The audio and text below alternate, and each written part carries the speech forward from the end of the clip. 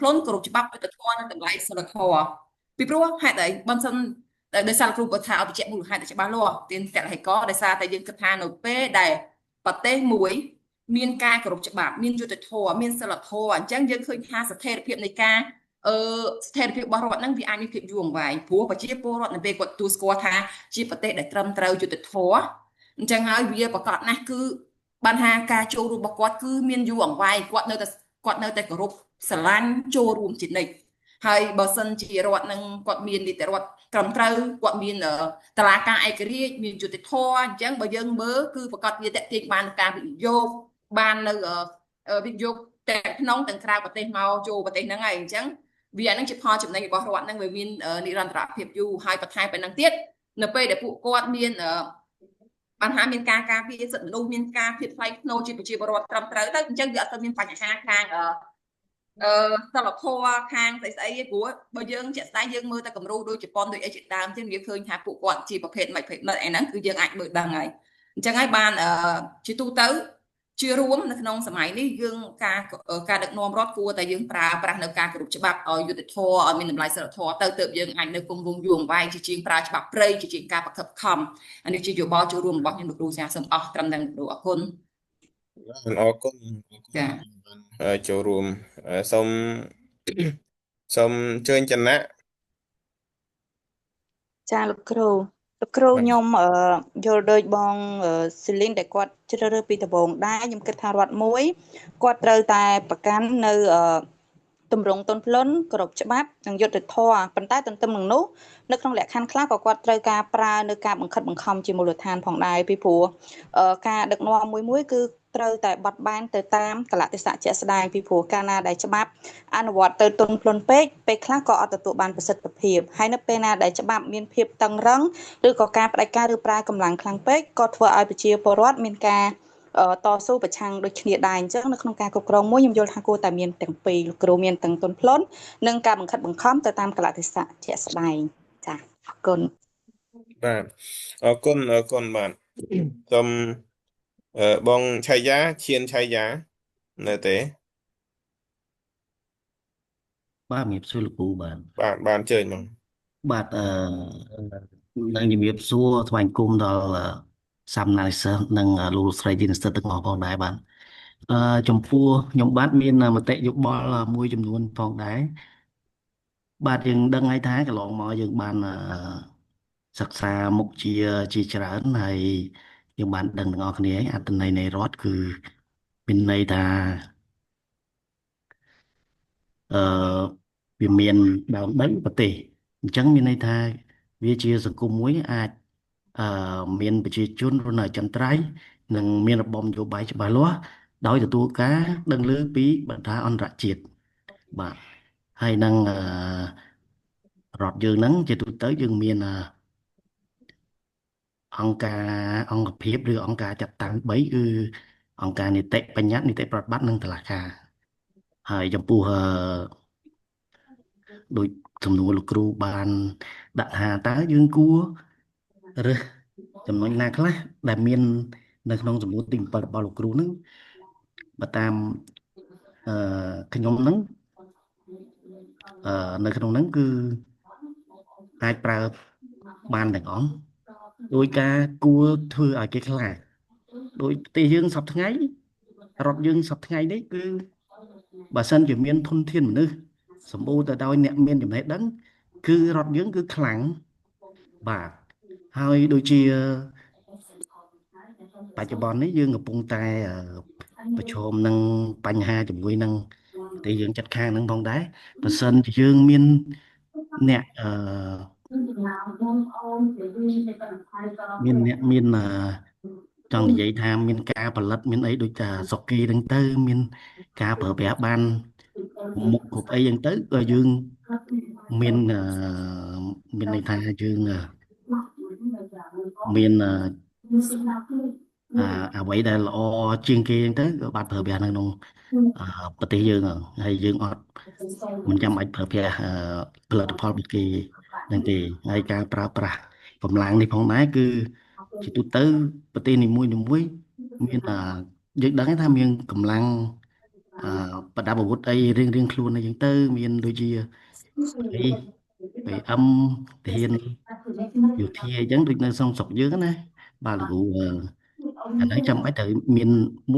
នសម្រាប់នៅក្នុងវិស័យការពារជាតិបាទហើយបើសិនជាអឺចំណុចការបង្ខិតខំជាមូលដ្ឋាននេះគឺចំណុចនេះគឺត្រូវតែមានដែរព្រោះអីយើង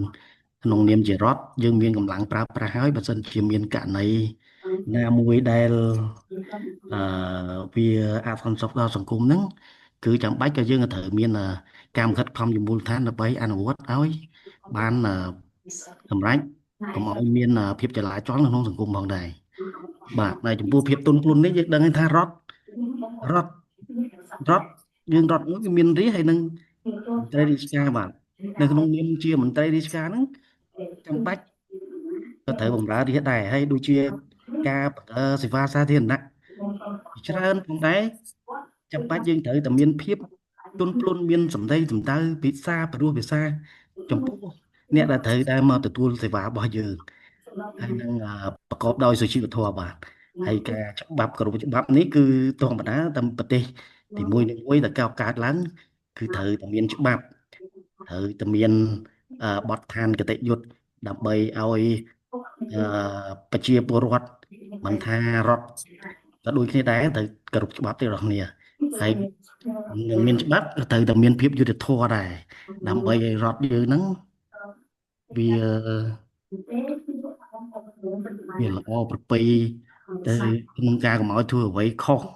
ធ្វើអ្វីអីថាច្បាប់តែត្រូវកាត់សេចក្តីទៅត្រូវមិនថារាជមិនថាជាមន្ត្រីរាជការមិនថាអីត្រូវគោរពច្បាប់ទាំងអស់គ្នាបាទនឹងអ្វីដែលសំខាន់បំផុតហ្នឹងគឺប្រជាពលរដ្ឋទាំងមូលមិនថារាជនឹងរដ្ឋទេត្រូវតែមានប្រកាន់ភាពសុជីវធម៌ទាំងអស់គ្នាដើម្បីឲ្យប្រទេសយើងជាប្រទេសមួយដែលបណ្ដាអន្តរជាតិគេកលេចមកថាជាប្រទេសដែលមានសិលធម៌ខ្ពស់ឯតួយ៉ាងដូចជាបច្ចុប្បន្ននេះដូចថ្នាក់ដឹកនាំរបស់យើងរាជរដ្ឋាភិបាលហ្នឹងឃើញថាមានហើយភាពយកសម្ដេចតេជោយកទៅប្រមាថការពារហ្នឹងអាហ្នឹងក៏ជាបញ្ហាសិលធម៌ផងដែរហើយអន្តរជាតិក៏គេកលេចមើលឃើញផងដែរបាទគ្រូបាទខ្ញុំសូមមានមតិប៉ុណ្នេះបាទលោកគ្រូអរគុណលោកគ្រូបាទអរគុណចេញបងភាខាងដៃបងផលសុភាសភាបាទសូមគោរពជំរាបសួរលោកគ្រូបាទសម្រាប់ខ្ញុំសំណួរទី7នេះគឺរដ្ឋមិនគួរតែមិនគួរធ្វើឲ្យគេខ្លាចប្រើកម្លាំងនិងការបង្ខិតបង្ខំជាមូលដ្ឋានទេដោយសាររាល់ប្រជាពលរដ្ឋទាំងអស់គាត់យើងដឹងស្រាប់ហើយគឺគាត់មិនត្រូវការបង្ខិតបង្ខំដើរប្រើកម្លាំងទេបាទកាលណាមានការប្រើកម្លាំងបង្ខិតបង្ខំធ្វើឲ្យគាត់មានការខ្លាចចិត្តបាទមិនពេញចិត្តជាមួយនឹងការដឹកនាំរបស់រដ្ឋទេបាទហើយមួយទៀតនោះអ្វីដែលខ្ញុំគិតគឺយកទម្រង់ទន់ភ្លន់គោរពច្បាប់យុត្តិធម៌និងប្រកាន់សីលធម៌ជាធំបាទដោយសារភាពទន់ភ្លន់នេះហើយធ្វើឲ្យប្រជាពលរដ្ឋបាទមានការស្រឡាញ់បាទគ្រប់គ្រងដូចជា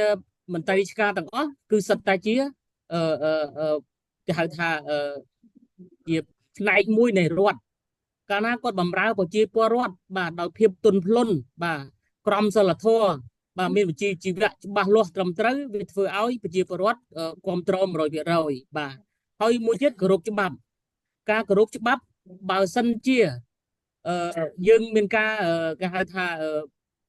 តូតនឬក៏គ្រប់គ្រងទៅបពពួកនិយមវាធ្វើឲ្យការគោរពច្បាប់មិនមានទេប៉ុន្តែបើសិនជាមានការគោរពច្បាប់ច្បាស់លាស់នៅក្នុងការគោរពច្បាប់នោះហើយគឺវាមានការបង្ខិតបង្ខំជាដោយសារច្បាប់គឺបង្ខិតបង្ខំកាលណាយើងធ្វើខុសគឺត្រូវតែទទួលទោសបាទត្រូវទទួលអ្វីដែលអំពើដែលយើងត្រូវបានធ្វើបាទនេះគឺជាការគោរពច្បាប់គឺមិនថាអ្នកធំអ្នកតូចអ្នកក្រណាមានទេគឺគោរពច្បាប់ស្មើគ្នាបាទហើយយុត្តិធម៌ភាពយុត្តិធម៌នេះមិនថាអ្នកតូចអ្នកធំអ្នកមានអ្នកក្រទេបើសិនជាមានបញ្ហាយុត្តិធម៌គឺត្រូវតែរកជូនគាត់ បាទក្នុងនាមជាអាជ្ញាធរឬក៏អ្នកដែលមានសមត្ថកិច្ចដូចជាតុលាការដូចជាអ្នកអាជ្ញាធរមូលដ្ឋានជាដើមហ្នឹងគឺត្រូវតែរកយុត្តិធម៌ឲ្យគាត់បាទកាលណាគាត់មានយុត្តិធម៌ហើយយើងឃើញថាស្ថិរភាពបាទសន្តិភាពនឹងកើតឡើងចាក់ជាមិនខានបាទហើយមួយទៀតការប្រកាន់នៅតម្លៃសិលធម៌ជាធំបាទយើងដឹងស្រាប់ហើយមនុស្សបាទទូទាំងសកលលោកបើសិនជាមានសិលធម៌ហើយយើងទៅណាទៅណីគឺមិនដែលមានបញ្ហាបាទធ្វើឲ្យគ្រោះថ្នាក់អីផ្សេងទេដោយសារយើងមានការគោរពគ្នាទៅវិញទៅមកបាទសិលធម៌នេះក៏វាសំខាន់ណាស់ដែរដូចនេះហើយបានជារាល់ប្រទេសមួយតែងតែមានសាសនាបាទដើម្បីព្រៀនប្រដៅយើងអំពីសិលធម៌បាទការរស់នៅកុំបំពេញគេកុំឈ្លានពានគេបាទហើយវិលទៅរកការគោរពច្បាប់នឹងវិញការគោរពច្បាប់វាមានលក្ខណៈបង្ខិតបង្ខំនៅក្នុងនឹងស្រាប់ហើយដូចជាថៃយើងមិនមានការបង្ខិតបង្ខំមិនមានការអីប្រើកម្លាំងអីជាមួយទេប៉ុន្តែយើងត្រូវតែគោរពច្បាប់នោះគឺបើសិនជាពាក់ព័ន្ធជាមួយនឹងការឆ្លងដែនគឺវាពាក់ព័ន្ធជាមួយច្បាប់អន្តរជាតិឬក៏សន្ធិសញ្ញាអន្តរជាតិចឹងទៅអញ្ចឹងហើយកាលណាយើងគោរពទាំងអស់គ្នាគឺវាសុខដុមរមនាទាំងប្រទេសយើងទាំងប្រទេសគេបាទនេះសម្រាប់យោបល់ខ្ញុំលោកគ្រូសូមអរគុណ បាទអរគុណបងបានចំពោះការចូលរួមជើញស្វាយវឌ្ឍនាឃើញលើកដៃបាទសូមជើញកន្លែងហ្នឹងល្អខ្ញុំចង់ឲ្យមានការចូលរួមឲ្យច្រើនបន្តិចបាទ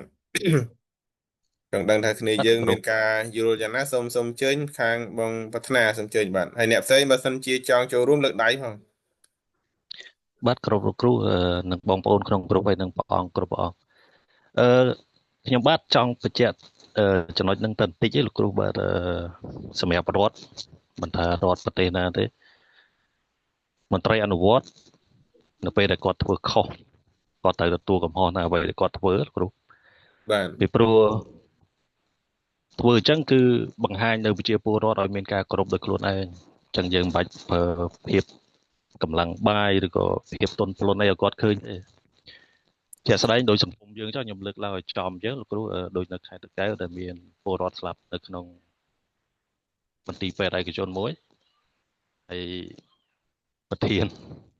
ពេទ្យតាកែវគាត់ថាទីតាំងហ្នឹងអត់មាន license ទេអត់មានអាជ្ញាប័ណ្ណ ចឹងវាបង្ហាញពីការមិនទទួលខុសត្រូវហើយជីវិតប្រជាពលរដ្ឋខ្លួនស្លាប់ចឹងទៅវាធ្វើឲ្យមានការមិនសប្បាយចិត្តហើយក៏មិនមានការគោរពចឹងគិតថាមន្ត្រីអនុវត្តច្បាប់ហ្នឹងគឺវាអត់មានអី